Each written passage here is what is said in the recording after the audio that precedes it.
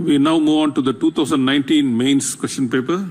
The first question is, during a natural calamity, thousands of people have been deprived of food, shelter and other amenities. Rescue work has been disrupted by heavy rainfall and damage to supply routes. Angry people heckle and even assault some members of the rescue team. Should you call off the rescue operations? What qualities must a public servant have to manage such situations? This is a very interesting question and something which happens all the time. When there is a natural calamity, you will find thousands of people deprived of food, shelter and other amenities. Some may even lose their lives. Now, rescue teams may not be able to reach these villages because of damage to the roads, because trees may have fallen across roads or electric poles may have fallen across roads, or even if they reach, there may be delay in the reaching of supplies, food, drinking water, things like that. So under such situations, it's only natural that the affected people get very angry with the rescue team. They may heckle them, they may abuse them, they may even assault some members of the team. Now, all this is unfortunate. So the question is, should you call off the rescue operation just because one member of your rescue team was affected? The answer is a clear no. If you call off the rescue operations, that would be highly irresponsible. In fact, it would be a gross dereliction of duty, warranting suspension and even dismissal from service. The rescue operations must go on. Now, how do you manage such situations? The question says, what qualities must a public servant have to manage such situations? You can easily answer this part. To manage such situations, a public servant must be very patient. He must be very cool-headed. He must be balanced. He must be empathetic. Empathetic means putting yourself in the shoes of the other affected persons and thinking the way they think. He must be a good talker and persuader, and he must also be a good organizer. It's not enough if you're a good talker. I mean, talk is cheap. After a point of time, if your food and shelter and other amenities are not, drinking water and other things are not reaching, the public are going to say this fellow is just a talker. So you also need to be a good organizer, a good doer. So the first thing the public servant in such a situation must tell is, he should not lose his cool. He should not call off the rescue operation. That will only make matters worse. The first thing he should tell the affected people is that he can understand their anger, and if he were in their place, he too would have probably behaved the same way. I mean, nothing calms people more than saying what you're doing is right. And I would have also done the same thing if I were in your place. He must also explain the reasons for the delay. He must say that we are doing the best we can, but the reasons are, if there is a delay, it is due to reasons beyond our control. There are road blockages, the trees have fallen across the road. So things are coming. Just kindly be patient. And as I said in so many other answers, he should identify the authority figures and opinion makers among the affected persons. He should win them over to his side and request them to join with him in his appeals to the rescue crowds. Now, you are a stranger. The people don't know you. But the authority figures and the opinion makers are their own people. They are respected.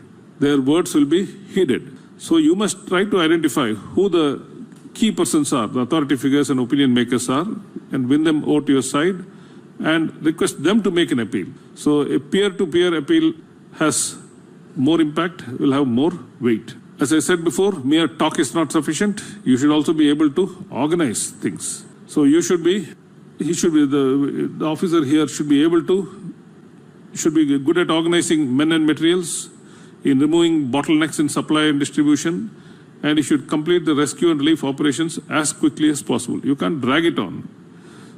Now, provision of food, drinking water, clothes and sanitary facilities should be the topmost priority. I mean, people may be going hungry for 2-3 meals. So they may be not having drinking water. They may not be having clothes, or their clothes may be dirty and wet. And they may not be having sanitary facilities, so you may have to arrange mobile toilets or whatever. So provision of food, drinking water, clothes and sanitary facilities should be the topmost priority. Usually in such situations, what happens is there will be miscreants or intermediaries who try to hijack and hoard the relief materials. That is, they try to keep as many things for themselves as they can. And the relief materials don't reach all the people. So this again causes heartburning. So you have to keep an eye out for such miscreants and mischief makers and make sure that they don't hijack and hoard the relief materials. In other words, you must make sure that the relief materials reach all the people. Let me summarize the answer. It's not surprising that the affected people who have been rendered homeless and who have been deprived of food, drinking water and other amenities for several hours or possibly even days at a stretch should be seething with anger over the delay in rescue operations, even if the delay is due to valid reason. The abuse of the rescue workers and assault on one of them, very unfortunate, but that would not warrant the calling off of the relief operations, which is not only foolish, but a gross dereliction of duty, warranting suspension and even dismissal from service. So calling off the rescue operations is simply ruled out. The rescue operations must go on with renewed vigor. To manage such situations, a public servant must have a cool head. He must be patient, balanced, empathetic, and a good talker. He should be able to persuade people, and he should also be a good organizer. Mere talk is not sufficient. He should be able to get the job done. He must tell the affected people that he can understand their anger, and perhaps if he were in their place, he would have done the exact same thing. He must try to calm the angry crowd by convincing them that he and his rescue workers are doing the best they can, and the delays are due to reasons beyond their control. He should identify the authority figures and opinion makers among the affected persons, win them over to his side, and request them to join with him in persuading the rusty crowd to keep quiet. Mere talk is not sufficient. He should also be good at organizing men and materials, in removing bottlenecks in supply and distribution, and he should complete the rescue and relief operations as quickly as possible. Provision of food, drinking water, clothes and sanitary facilities should be the topmost priority. He should not allow any miscreants or rowdies to hijack and hoard the relief materials, but ensure that the relief materials reach all the affected persons quickly and fairly.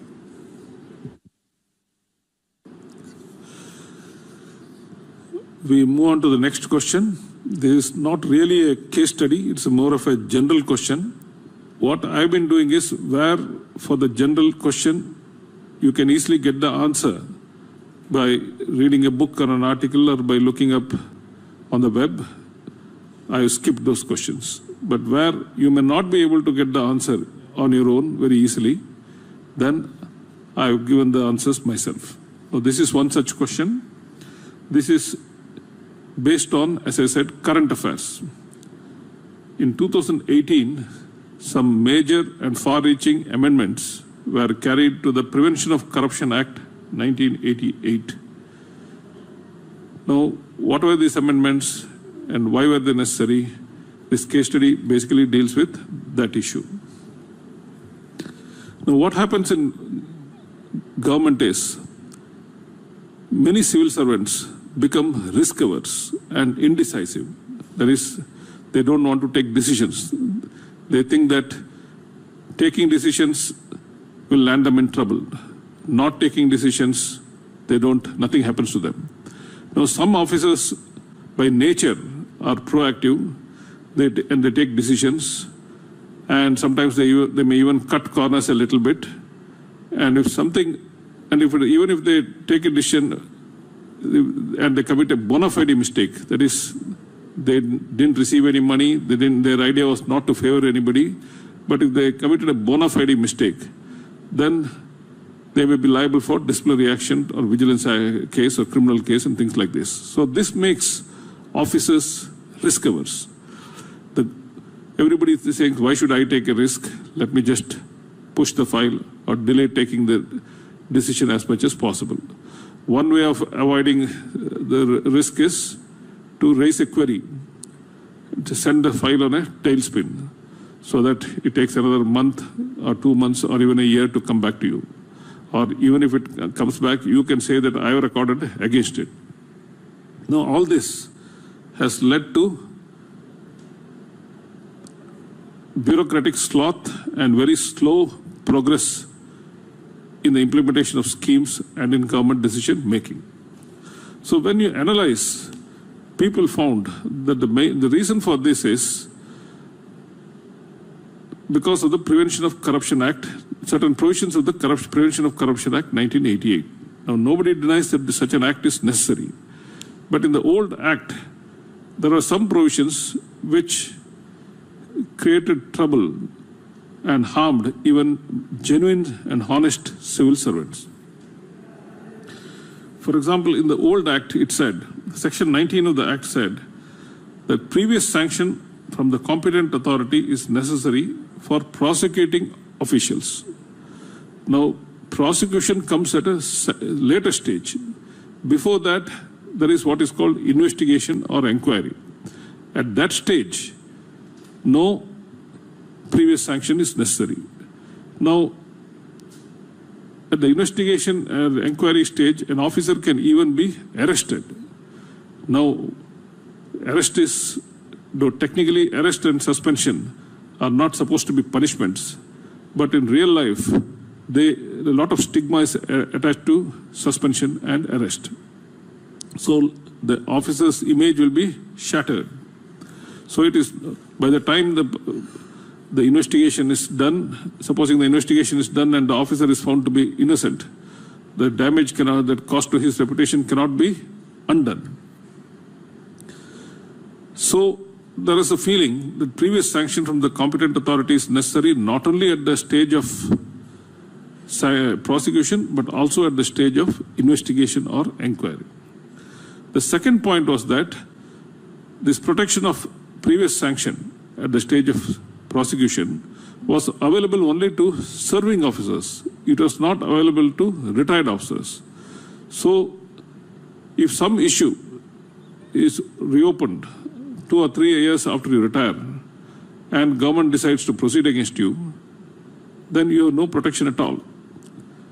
So another reform that was necessary was that previous sanction of the competent authority should be necessary not only for serving officers, but also for retired officers for decisions taken when they were in service. There is one more problem with the old Prevention of Corruption Act 1988. This was as to how criminal misconduct was defined.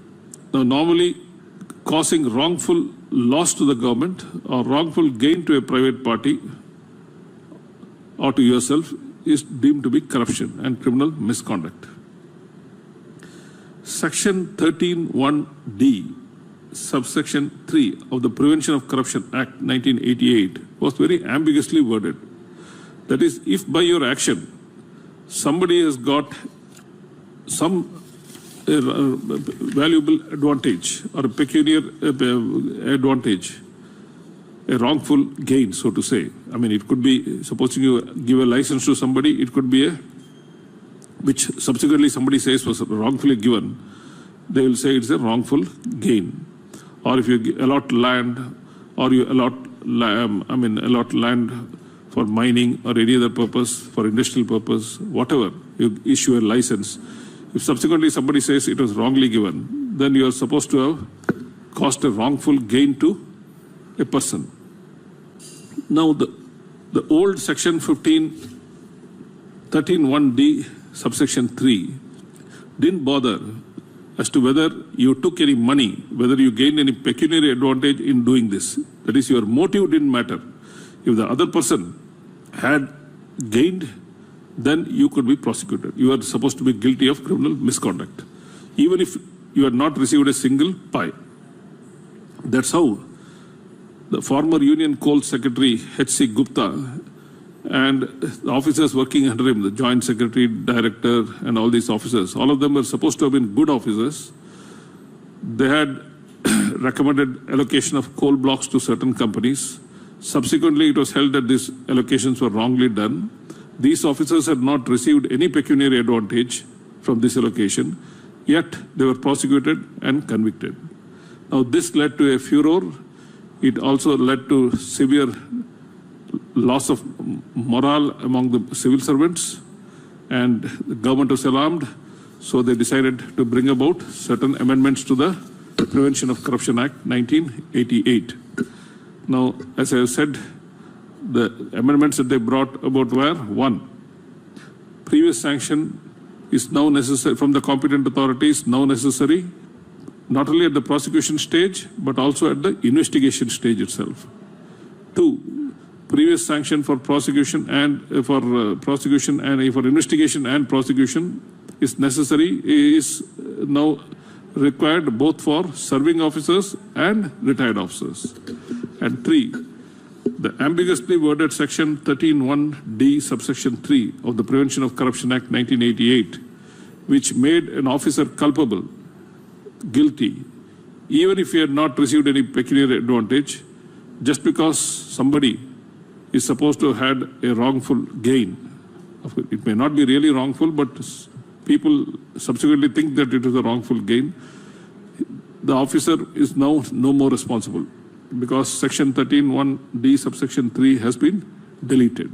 So these were some of 3 of the major amendments. There are others, of course, but these are the 3 major amendments brought about by the Prevention of Corruption Act.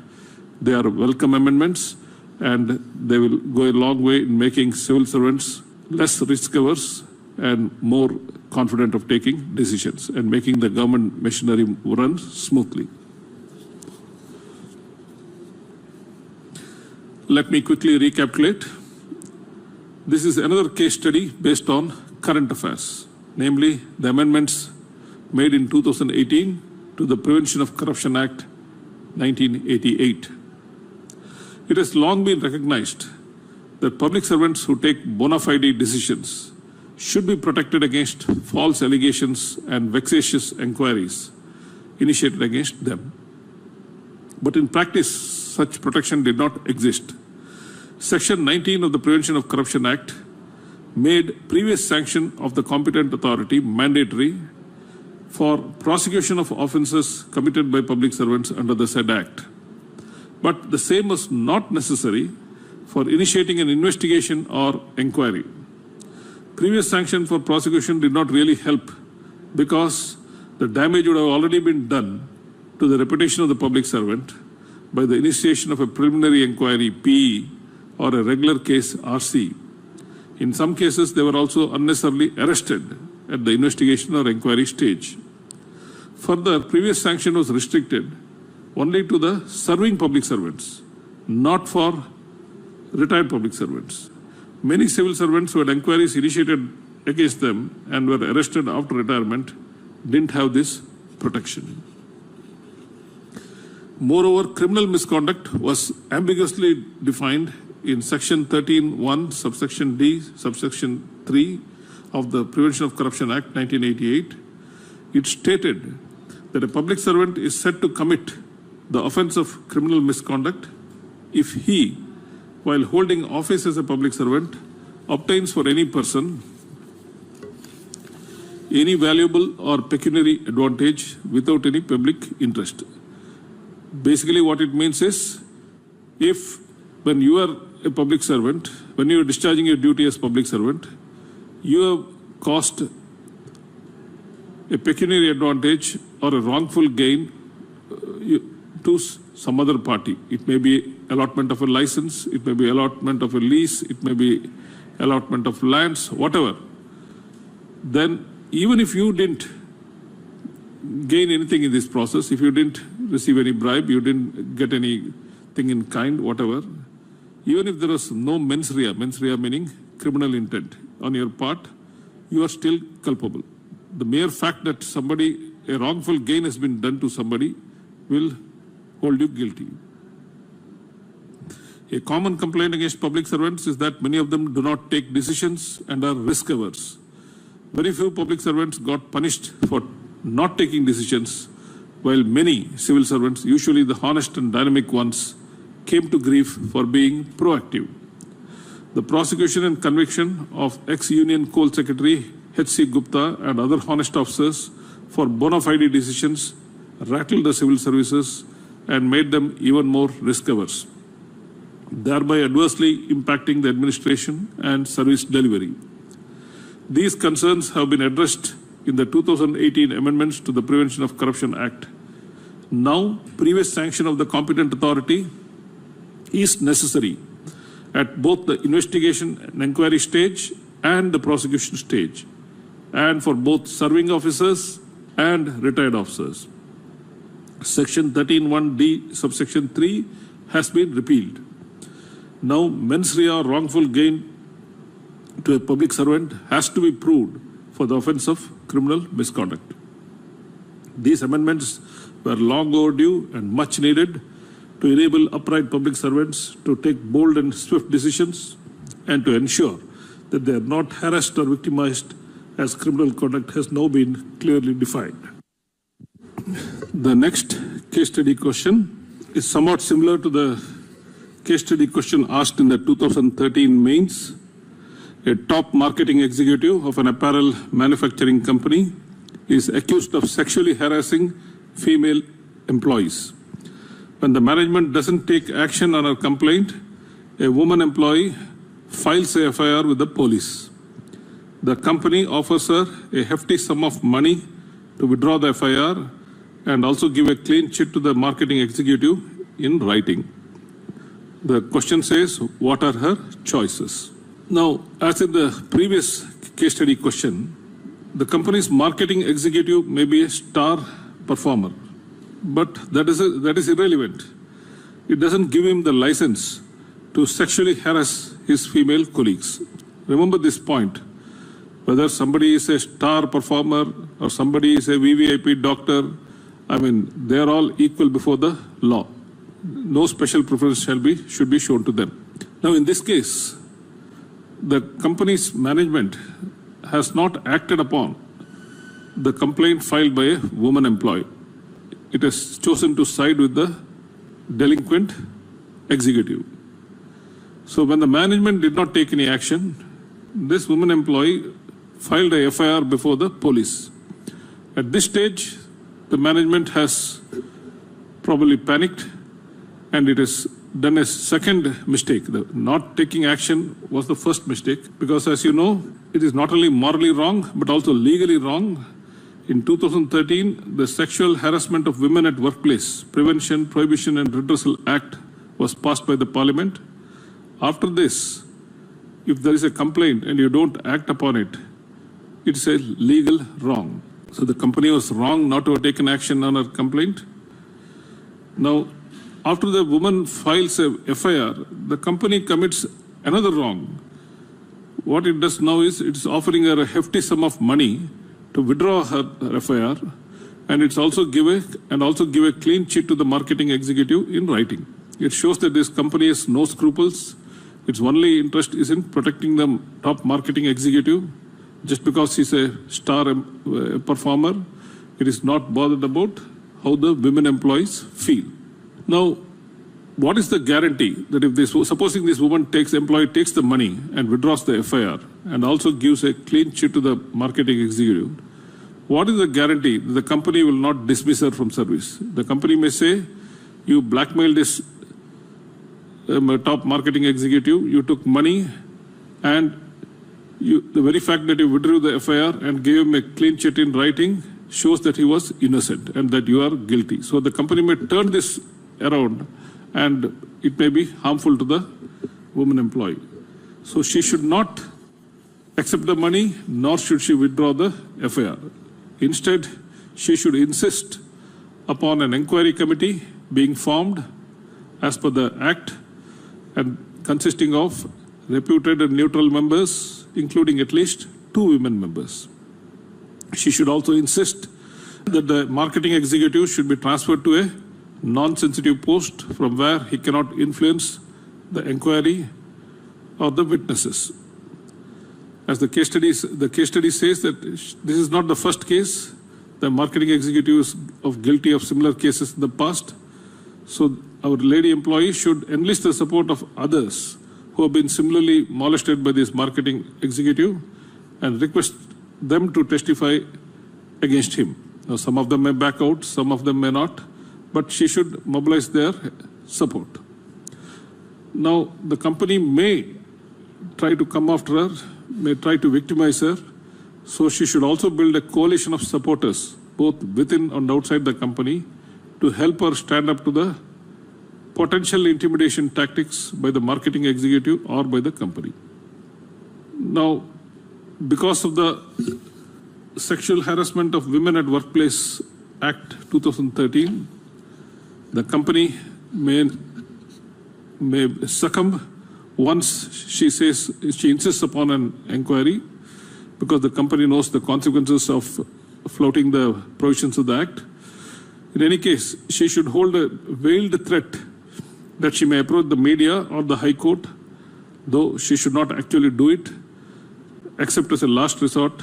The veiled threat, not directly but through others, should be done to put pressure on the company to act. Hopefully, things won't come to that. But one thing is very clear. She should not accept the money, and she should not withdraw the FIR. She should also not give a clean chit to the marketing executive, because that will be suicidal. The company will turn these things against her and say that she is a mischievous person who gave a false complaint and who tried to blackmail the marketing executive for money.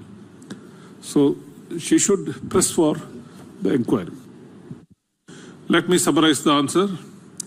The company's marketing executive may be a star performer, but that doesn't give him the license or the liberty to sexually harass female employees in the organization. The company's indifference to the complaint of sexual harassment filed by this woman employee, and its action of not instituting a fair and impartial in-house inquiry was completely wrong. It was not only morally wrong, it was also legally wrong as per the Sexual Harassment of Women at Workplace Prevention, Prohibition and Redressal Act 2013. Now, after the woman employee filed a FIR with the police, the company committed another grave mistake by offering her a hefty sum of money and to withdraw the FIR and also give a clean chit to the marketing executive in writing. This shows that the company doesn't attach any importance to ethical conduct, and this company may be capable of firing this woman employee on some trumped up charges.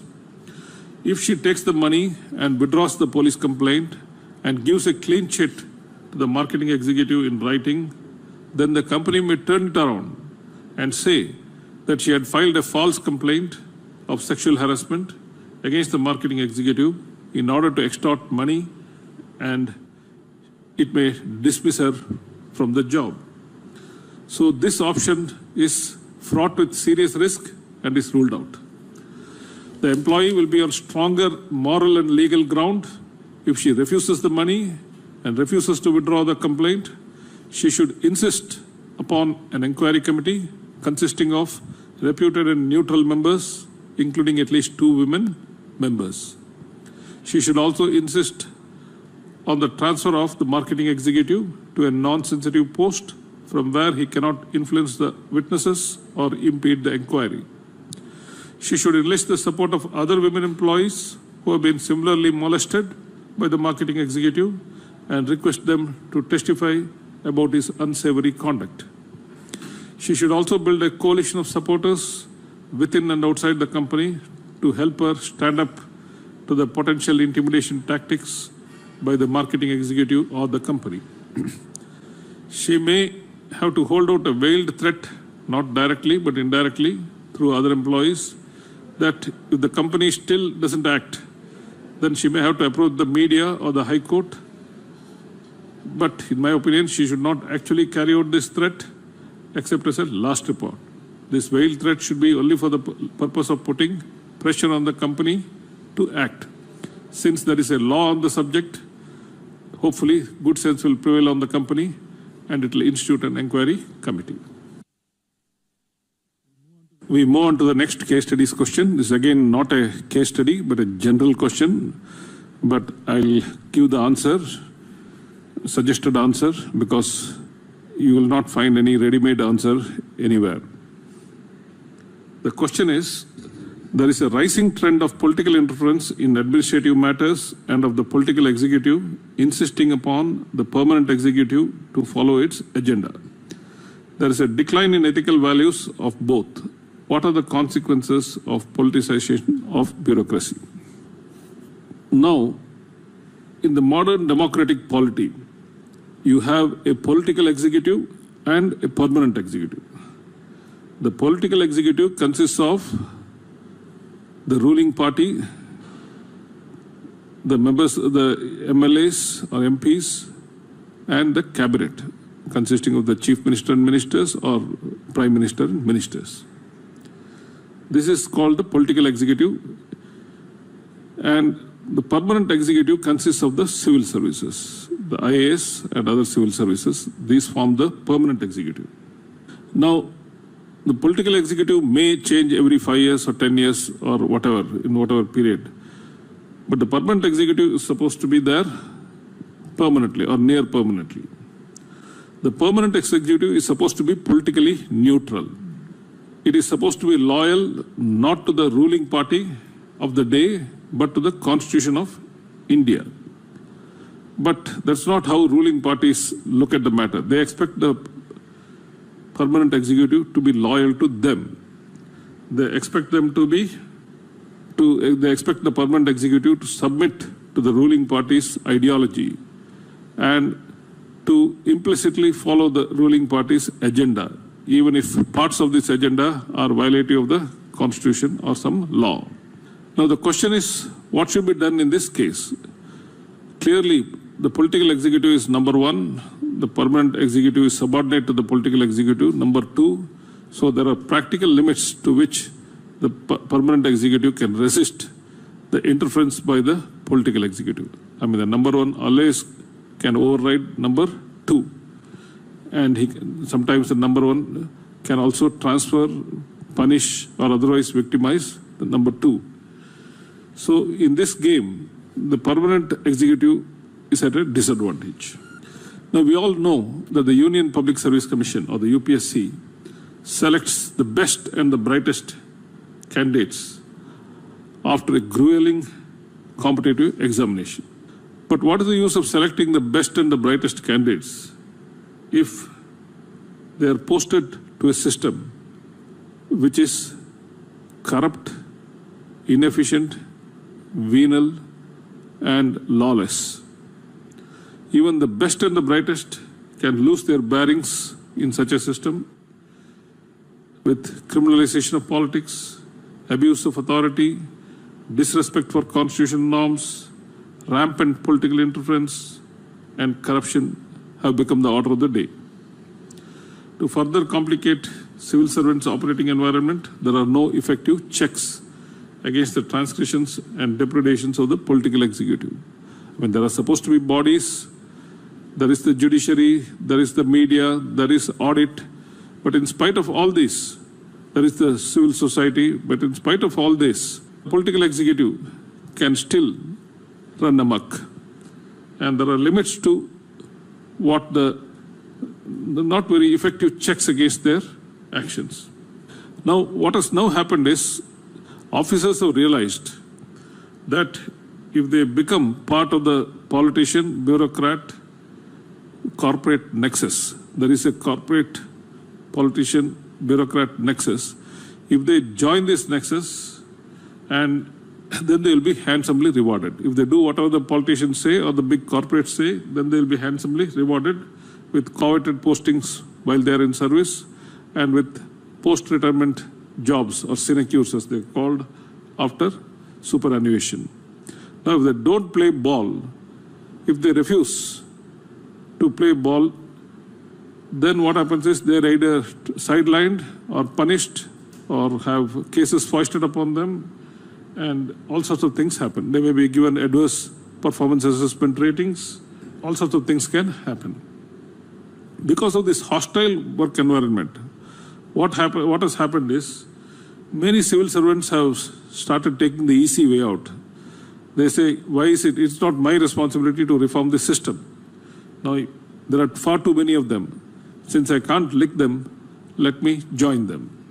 Now, things have become so bad that some civil servants even act as political advisors to the party in power. They're supposed to be strictly neutral, but some of them openly identify themselves with the ruling party and act as political advisors. And many a civil servant, dishonest civil servant, has even started giving advice to ministers as to how to indulge in scientific corruption, that is, make money without getting caught. So today the dividing line between the political executive and the permanent executive is getting increasingly blurred. The average civil servant also looks like a politician. Of course, you should not get a totally negative picture from what I've said. There are plenty of good and upright officers who have bucked this trend, who have refused to play ball, but over the years, their numbers are declining. Let me quickly summarize the answer. In a democratic polity, you have a political executive consisting of the elected representatives of the ruling party and a permanent executive consisting of the civil service, the IAS and other civil services. Now, the permanent executive is supposed to be politically neutral. It is not supposed to be loyal to the ruling party of the day. Its allegiance should be to the Constitution of India. But this is easier said than done because the permanent executive works under the political executive and is subject to the administrative control of the political executive. Even though the UPSC has done a fantastic job of selecting the best and brightest candidates in the country after a grueling competitive examination, these candidates tend to lose their bearings when they join a system in which criminalization of politics, abuse of authority, disrespect for constitutional norms, rampant political interference, and corruption have become the order of the day. And there are no effective checks against the transgressions and depredations of the political executive. It is true that we have the judiciary, the media, the audit, civil society, all of them do play a role, but it's not fully effective. Now, as a result, what has happened is the number of good and honest officers is dwindling gradually. Many officers think, why should we take upon ourselves the responsibility of reforming the world? There is usually a politician, corporate, bureaucrat nexus, which takes many decisions which are against against the public interest or the interest of the common man. Now, good, upright officers oppose this, but over a period of time, many officers have decided that it's not worth opposing, not worth fighting, not worth being punished, not worth getting adverse ACRs, not worth getting transferred to bureaucratic boondocks. So they decide, they adopt the policy that if you can't lick them, let us join them. Things have become so bad that some civil servants are even acting as advisors to the political executive in political matters, and some of them are acting like brokers. They are advising the political executive in how to make money in tenders and other procurement matters in a scientific way. That is, they are teaching the political executive scientific corruption. So the dividing line between the political executive and the permanent executive is getting blurred, but it is a matter of immense satisfaction that there are still many officers, honest and upright officers, who have bucked this trend and who refuse to play ball.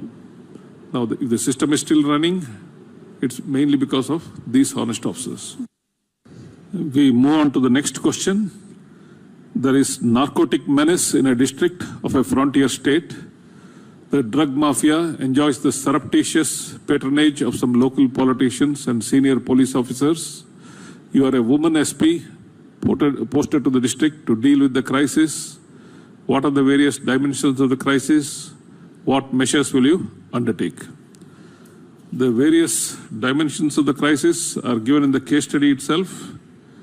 It says, the narcotic menace has resulted in money laundering, mushrooming of poppy farming, arms smuggling, and near stalling of education. The system is on the verge of collapse. The situation has been further worsened by unconfirmed reports that local politicians as well as some senior police officers are providing surreptitious patronage to the drug mafia. All of these are various dimensions of the crisis. The next question is, what measures will you undertake? Now, apart from all the other defects, other harmful dimensions that the case study has mentioned, there is one thing about the drug menace. It destroys the younger generation and the working classes, that is the youth and the working classes. It destroys them completely. It also breeds a culture of crime, lawlessness, corruption, and anomie. I don't know if you're aware of this term anomie. It was coined by the sociologist Emil Durkheim. Anomie means complete breakdown of norms and mores in a society. Now, as I said in the course of my replies to the earlier questions, if you can use the appropriate term or phrase or jargon in your answers, you don't have to elaborate and explain the term, you just use it. For example, you say utilitarianism, or you say categorical imperative, greatest good of the greatest number, ends versus means, and in this case, anomie. If you can use the appropriate term or jargon, then you will impress the examiner and you'll get more marks. So the drug problem, menace, breeds a culture of crime, lawlessness, corruption, and anomie. That is the complete breakdown of all norms and mores in the society. Now, typically what happens in government is, in normal times, the political executive wants pliable officers who will do their bidding. They don't like very honest, very tough officers. But in extraordinary times or in crisis times like this, the political executive will always turn to the honest, upright, and tough officers. Now, that's why I have been chosen. And if I am posted to this frontier district with a mandate to restore normalcy, then I will seek an appointment with the Chief Minister before I join, and I'll put forward some conditions. Now, you may ask, can an officer put forward some conditions? By all means, yes, especially when you are joining a difficult post like this. My first condition will be that I must have a team of my own, which I can trust. So I will request the Chief Minister that he should post honest, daring, and capable second level and third level police officers suggested by me. I will like to suggest put X, Y, Z, and the government should accede to my request. This is imperative because I need a team that I can trust. Remember, the case study, it says that some senior police officers and local politicians are supporting the drug mafia surreptitiously. So unless I have my own team, I will not be able to break this nexus. My second condition, the second request to the Chief Minister would be that I must be given a free hand without any political influence from the local politicians, and the freedom to take action against anybody, however well connected may be. Tomorrow I may arrest somebody. I should not get a call from the CM's office or elsewhere saying that he's so and so, he's our party man, just leave him. If they're going to interfere like this, then we can't set the issue right. So I want the Chief Minister, I would request the Chief Minister to give me an assurance that I'll have a free hand in dealing with this problem, and even if ruling party people are involved in it, there should be no interference. Third, now it is not enough if the Chief Minister gives me this assurance.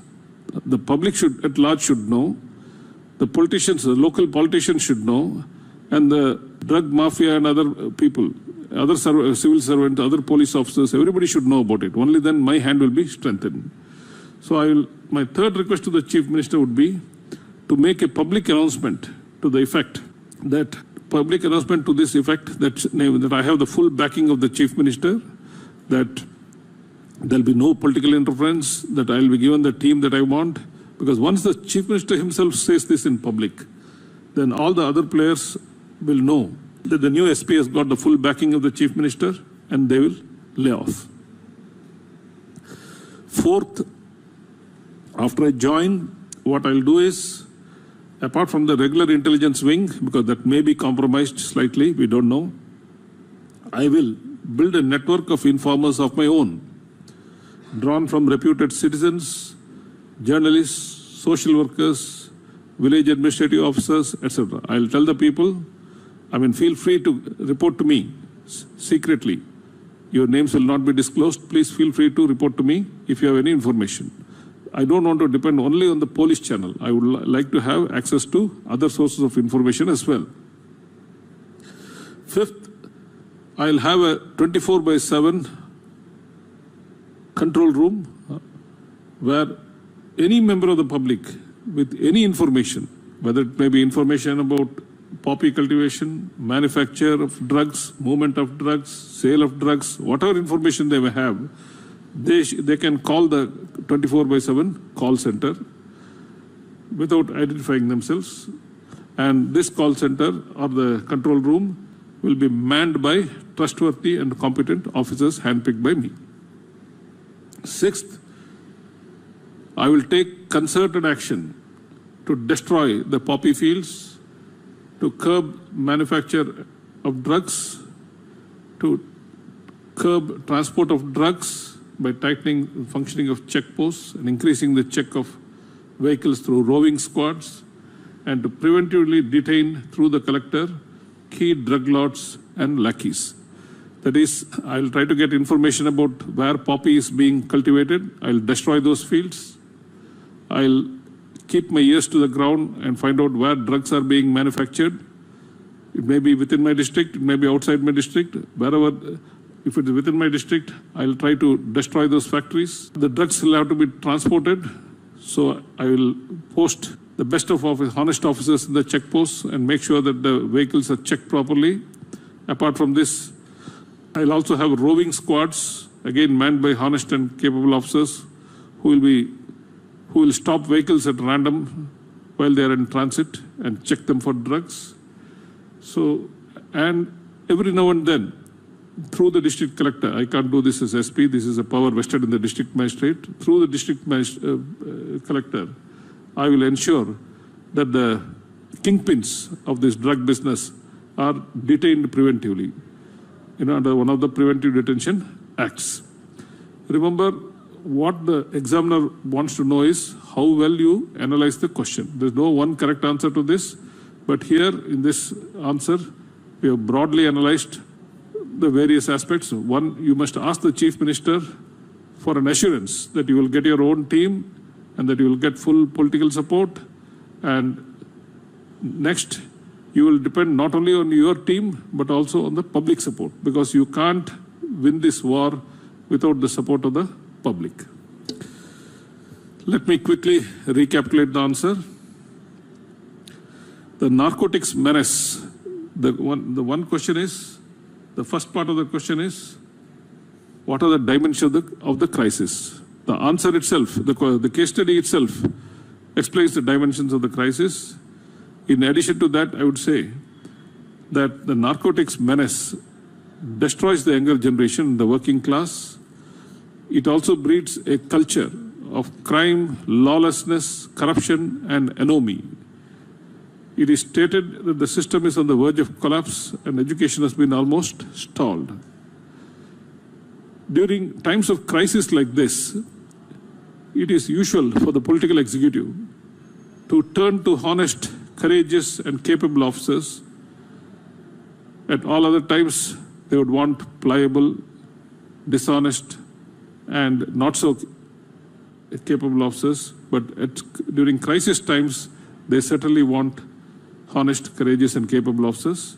So if I am posted to the frontier district, then I'll first call on the Chief Minister and put forth certain conditions by way of request that should be met in order to enable me to carry out this task. Since the crisis is very grave, my conditions are likely to be met with. First, I will request the Chief Minister that the government should post that I should be able to pick my own team, and the government should post honest, daring, and capable second level and third level officers handpicked by me. This is imperative because I need a team that I can trust. Second, I will insist upon a free hand without any interference from the local politicians and the freedom to take action against anybody, whether from the ruling party or otherwise, however well connected he may be. Third, I will request the Chief Minister to make a public pronouncement to this effect so that all the players get to know that the new SP has the full backing of the CM. Fourth, this war cannot be won without the support of the public. It can't be won only by the department. We need the support of the public. So I'll try to build a network of informers independent of the regular intelligence wing, drawn from reputed citizens, journalists, NGOs, village administrative workers, etc. Fifth, I'll develop a 24/7 control room manned by trustworthy and competent officers, and any member of the public with any information can call up this control room and pass on the information. Sixth, I will take concerted effort to destroy the drug menace at every level of the supply chain. That is, I'll destroy the poppy fields where cultivation is happening. I will I'll break the factories where the drugs are being manufactured. I will identify and intercept the transport of drugs by tightening the functioning of checkposts and by increasing the check of vehicles through roving squads. And last but not the least, I'll request the collector to preventively detain under one of the Preventive Detention Acts the key drug lords and their sidekicks, because this is the only thing that will put the fear of God into these fellows. The last question, suggesting institutional measures to one, anticipating specific threats to ethical standards and integrity in the civil services. 2, strengthening the ethical competence of civil servants. And 3, developing administrative processes and practices which promote ethical integrity in civil services is again not a case study question. You can get the answer to this from any standard textbook on public administration or in any